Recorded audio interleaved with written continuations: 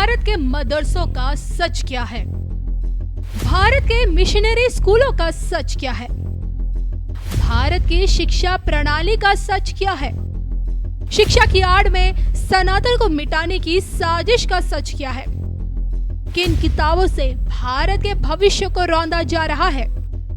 देखिए सिर्फ और सिर्फ धर्म ज्ञान पर। आज के अखबार के पहले पन्ने की पहली खबर यह है कि प्रयागराज में जिस मदरसे में पहले नोट छापने की मशीन मिली थी, अब उसी मदरसे में एक किताब मिली है जिसमें आरएसएस को आतंकवादी संगठन बताया गया। मदरसों में हथियारों का जखीरा मिल चुका है, मदरसों में हिंदुओं को काफिर बताने वाली किताबें मिल चुकी हैं। अब मदरसे में नोट छापने की मशीन मिल रही है और मदरसे में आरएसएस को आतंकवादी संगठन बताने की भी किताब मिल रही है। और किताब को लिखा किसने है? महाराष्ट्र के सीनियर पुलिस अधिकारी एमएस मुशर्रफ ने। एमएस मुशर्रफ साहब आईजी रह चुके हैं महाराष्ट्र के। जो व्यक्ति इतनी नफरती किताब लिख सकता है, आप कल्पना करिए कि जब वो डिप्टी एसपी रहे होंगे, एसपी रहे होंगे, एसएसपी रहे होंगे, आईजी रहे होंगे, डीआईजी रहे होंगे, तो उन्होंने कितने आतंकवादियों की मदद किया होगा और कितने राष्ट्रवादियों को झूठे केस में जेल में डाला होगा। आखिर वो कौन सी सोच है जो एक आईपीएस ऑफिसर को, जो बाकायदा पढ़ा लिखा है, यूपीएससी से सिलेक्ट होकर आता है, 3 साल बाकायदा उसकी ट्रेनिंग होती है, उसके बाद वो पुलिस कप्तान बनता है और फिर भी आरएसएस को आतंकवादी संगठन बताता है। मैं बार बार कहता हूं, एक मछली पूरे तालाब को गंदा नहीं कर सकती, लेकिन एक किताब पूरी दुनिया को बर्बाद कर सकती है। वो सोच ठीक करना जरूरी है। आप सामाजिक समरसता ऐसे नहीं ला सकते, सबका साथ सबका विकास ऐसे नहीं हो सकता, एक भारत श्रेष्ठ भारत ऐसे नहीं बन सकता।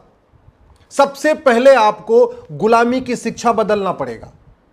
ये जो मदरसा चल रहा है, ये जो मिशनरी स्कूल चल रहा है, ये जो मैकाले स्कूल चल रहा है, ये जो दुनिया भर के 65 एजुकेशन बोर्ड चल रहे हैं, इनको मर्ज करिए, one nation one education board लागू करिए, वन नेशन वन सिलेबस लागू करिए, वन नेशन वन करिकुलम लागू करिए। जैसे केंद्रीय विद्यालय में पूरे देश की एक किताब होती है, नवोदय स्कूल में पूरे देश में एक किताब होती है, वैसे ही पूरे देश में 10वीं तक समान शिक्षा लागू करिए। जैसे एक रेलवे बोर्ड दिल्ली में है, उससे पूरे देश की रेलवे चलती है, अलग अलग जोनल रेलवे बोर्ड है, ऐसे ही भारत में एक शिक्षा बोर्ड लागू करिए। हर राज्य में उसका जोनल एजुकेशन बोर्ड बनाइए और सिलेबस और करिकुलम समान करिए। Physics, chemistry, math, zoology, botany, सबका सिलेबस कॉमन हो सकता है। जहां तक भाषा की बात है, गुजरात वाला गुजराती में पढ़ेगा, बंगाल वाला बंगाली में, महाराष्ट्र वाला मराठी में। और भारत का संविधान भी यही कहता है। आर्टिकल 16 कहता है सबको समान अवसर मिलना चाहिए। समान अवसर तब मिलेगा जब सबकी किताब एक होगी, शिक्षा एक होगी। और करना क्या है, ये राइट टू एजुकेशन एक्ट में केवल एक शब्द जोड़ना, इक्वल। इक्वल जोड़ते ही बन जाएगा right to equal education. Right to equal education हो गया। अभी इसमें 1 से लेकर 8वीं तक लागू होता है, उसको अमेंड करके 1 से 10वीं तक कर दीजिए। अभी 6 से 14 साल तक लागू होता है, इसको 6 से 16 साल तक कर दीजिए। 16 साल तक की उम्र, बच्चे की जो उम्र होती है ना, वो बहुत कच्ची उम्र होती है। उसमें बच्चे को जो सिखाएंगे वही सीखेगा। अगर आप कहेंगे आरएसएस आतंकवादी संगठन है तो सीख जाएगा आतंकवादी संगठन है। आप कहेंगे हिंदुओं का त्यौहार नहीं मनाना है तो हिंदुओं से नफरत करना शुरू करेगा। अगर आप उसको स्कूल में पढ़ाएंगे होली मनाना, दिवाली मनाना, दशहरा मनाना, संक्रांति मनाना, भारत की संस्कृति को मनाना, भारत माँ को जय जय बोलना, वंदे मातरम बोलना हराम है, तो वो सीख जाएगा। इसलिए कहता हूं सबसे इंपॉर्टेंट है, अगर भारत में हम सामाजिक समरसता चाहते हैं तो सबसे पहले समान शिक्षा लागू करना चाहिए। और इसलिए भी जरूरी है क्योंकि जब तक किताबें अलग अलग होगी तब तक इवन आपस में भी, हिंदुओं में भी सामाजिक समरसता नहीं आ सकती। जब तक क्लर्क और कलेक्टर के बच्चे की किताब अलग होगी, जब तक कप्तान और हवलदार के बच्चे की अलग किताब होगी, जब तक मजदूर और मालिक के बच्चे की अलग किताब होगी, जब तक हिंदू, जैन, बौद्ध, सिख की अलग अलग किताब होगी, जब तक ब्राह्मण, क्षत्रिय, वैश्य, दलित के बच्चे की अलग किताब होगी, जब तक सीबीएसई अलग पढ़ाएगा, आईसीएसई अलग पढ़ाएगा, यूपी बोर्ड अलग पढ़ाएगा, बिहार बोर्ड अलग पढ़ाएगा, तब तक सामाजिक समरसता नहीं आ सकती। एक गांव में जब सभी बच्चों की किताब एक होगी, चाहे वो उनके घर में 50,000 रुपये महीने की कमाई है या उनके यहाँ घर में 2 लाख रुपए कमाई, किताब एक होगी, एक साथ पढ़ेंगे, तब सामाजिक समरसता आएगी। और पहले भारत में ये था। महाराज दशरथ और सुमंत जी दोनों का वर्ण अलग अलग था, एक गरीब थे, एक राज परिवार के थे, एक साथ पढ़े थे। कृष्ण और सुदामा वर्ण अलग अलग था, एक राजकुमार थे, एक गरीब थे, एक साथ पढ़े थे। भगवान श्री राम, निषाद राज, वर्ण अलग अलग था, एक गरीब थे, एक राज परिवार के थे, एक साथ पढ़ते थे। पहले भारत में सामाजिक समरसता इसलिए थी क्योंकि स्कूलों में वेद पढ़ाया जाता था, आप रामायण पढ़ाया जाता था, भगवत गीता पढ़ाई जाती थी, वसुधैव कुटुंबकम पढ़ाया जाता था। अब वो नहीं पढ़ाया जा रहा है।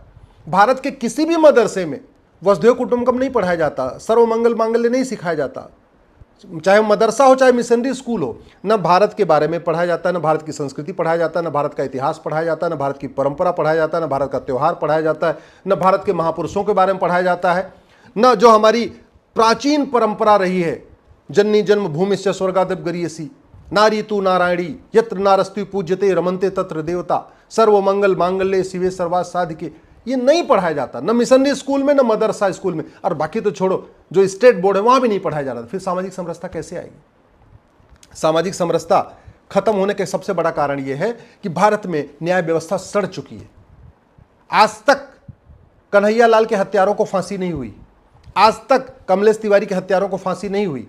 अब दोनों पक्षों से गवाही चलती रहेगी, दोनों पक्षों से तारीख पे तारीख चलती रहेगी। अब जब तक सजा नहीं हो जाएगी तब तक दोनों पक्ष लड़ते रहेंगे। जब लड़ते रहेंगे तो सामाजिक समरसता कैसे आएगी?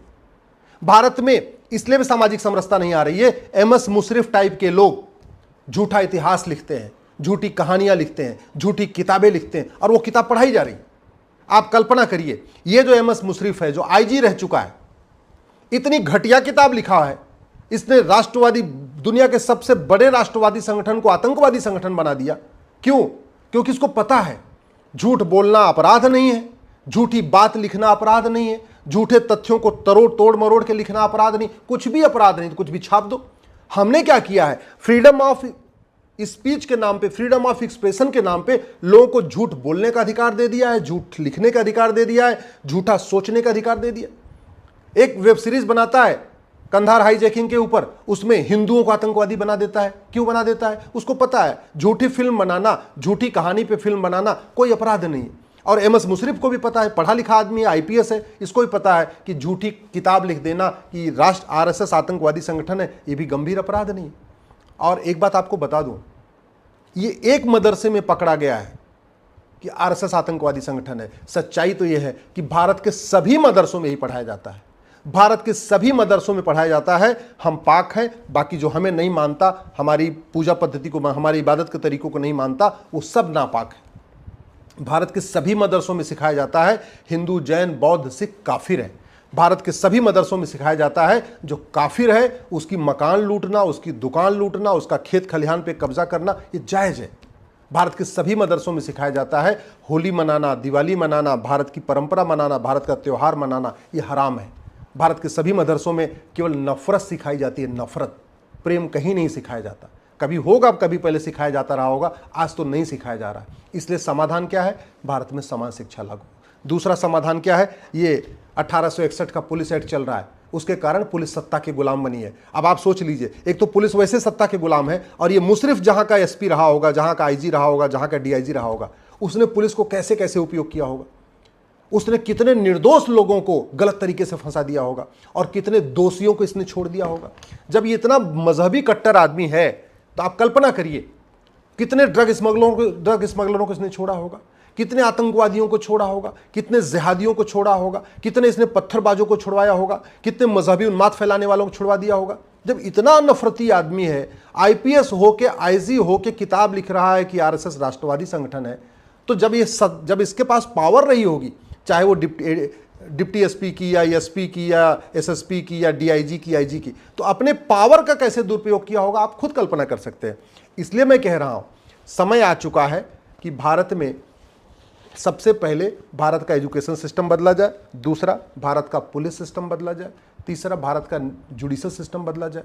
अब भारत में नार्को पॉलीग्राफ ब्रेन मैपिंग कानून नहीं है कि आप इस मुशर्रफ का, ये जो आईजी है जिसने ये किताब लिखी है, इसका नार्को पॉलीग्राफ टेस्ट करके ये पता करें कि इसने कितने लोगों की मदद किया है, कितने आतंकवादियों की मदद किया, कितने जिहादियों की मदद की, कितने मजहबी उन्मादियों की मदद किया, कितने नशा तस्करों से पैसा ले लेके ये उनको छोड़ता रहा है, कितने।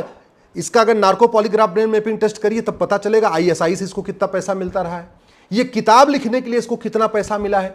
लेकिन दुर्भाग्यवश हमारे पास कानून नहीं है, हमारे पास झूठी किताब लिखने का, झूठी कहानी लिखना कोई गंभीर अपराध नहीं, अपराध नहीं है। तो मुशर्रिफ ने किताब लिख दी, आपने किताब तो पकड़ लिया, मुशर्रिफ को सजा मिलेगी क्या? नहीं। अगर हमारे पास ऐसा कानून होता कि ये जो मुशर्रिफ है आईजी जिसने ये किताब लिखा है, इसकी 100% संपत्ति जब्त करते, इसकी नागरिकता खत्म करते, इसको आजीवन कारावास फांसी देते, तो आगे से कोई और ऐसी किताब नहीं लिखता। अगर एक बार हम मदरसों में 2-4 जगह छापा मार के ऐसी किताबें पकड़ लें और जिन लोगों ने ऐसी किताबें लिखा है उनको फांसी पे लटका दें, उनकी सिटीजनशिप खत्म कर दें, जो ऐसी किताब पढ़ाते हैं मौलवी उनको फांसी पे लटका दें, उनको आजीवन कारावास दे दें, उनको नागरिकता खत्म कर दें, तो खौफ पैदा होगा। फिर मदरसों में सही किताब पढ़ाई जाएगी, सही चीज पढ़ाई जाएगी। लेकिन कानून का खौफ तो है नहीं। कानून खौफ इसलिए नहीं, हमारे पास कानून ही नहीं है। 18 गुलामी की पुलिस व्यवस्था, गुलामी की न्यायिक व्यवस्था, गुलामी की प्रशासनिक व्यवस्था, भ्रष्टाचार खिलाफ कोई कठोर कानून नहीं, बेनामी संपत्ति पकड़ने के लिए हमारे पास कोई सिस्टम नहीं, हमने प्रॉपर्टी को आधार से लिंक किया नहीं, हमने कैश लेन देन को रोकने के लिए 100 रुपए से बड़ी नोट बंद किया नहीं, हमने कैश लेन देन को जो काला धन रोकने के लिए जो इन लोगों का ऐसे लोगों जो फंडिंग होती है, अब ये भी देखना पड़ेगा इस मुशर्रिफ को विदेश से फंडिंग हुई है, भारत के अंदर से फंडिंग हुई है, पाकिस्तान से फंडिंग हुई है या खाड़ी देशों से फंडिंग हुई है। अगर इसका नार्को पॉलीग्राफ ब्रेन मैपिंग है तो पता चलेगा इसको एफसीआरए के जरिए फंडिंग आ रही है, हवाला के जरिए फंडिंग आ रही है, या भारत के अंदर जो जकात इकट्ठा हो रहा है उससे इसकी फंडिंग हो रही है। फंडिंग हुई कैसे, उससे पता चलेगा इसके भारत में कितनी बड़ी बड़ी कोठियां हैं, कितने फार्म हाउस हैं, कितना इसके पास क्या क्या है, उससे पता चलेगा। इसने एक ही किताब लिखी है और भी किताब लिखी है, भी तो पता चलेगा। लेकिन हमारे पास, हमने नार्को पॉलीग्राफ ब्रेन मैपिंग कानून बनाया नहीं। मैं एक बार कह रहा हूं, जब तक शिक्षा में संस्कार नहीं होगा और कानून का खौफ नहीं होगा तब तक भारत में शांति नहीं आएगी, भारत में सामाजिक समरसता नहीं आ सकती है, अशांति चलती रहेगी। बातें करने से सामाजिक समरसता नहीं आएगी। एक भारत श्रेष्ठ भारत बात करने से भारत को विश्व गुरु बनाएंगे, भारत में एक भारत श्रेष्ठ बनाएंगे, सबका साथ सबका, ऐसे नहीं आएगी सामाजिक समरसता। सामाजिक समरसता आएगी शिक्षा में संस्कार हो, कानून का खौफ हो, भय बिन होय न प्रीत, सठे साठ्यम समाचरित।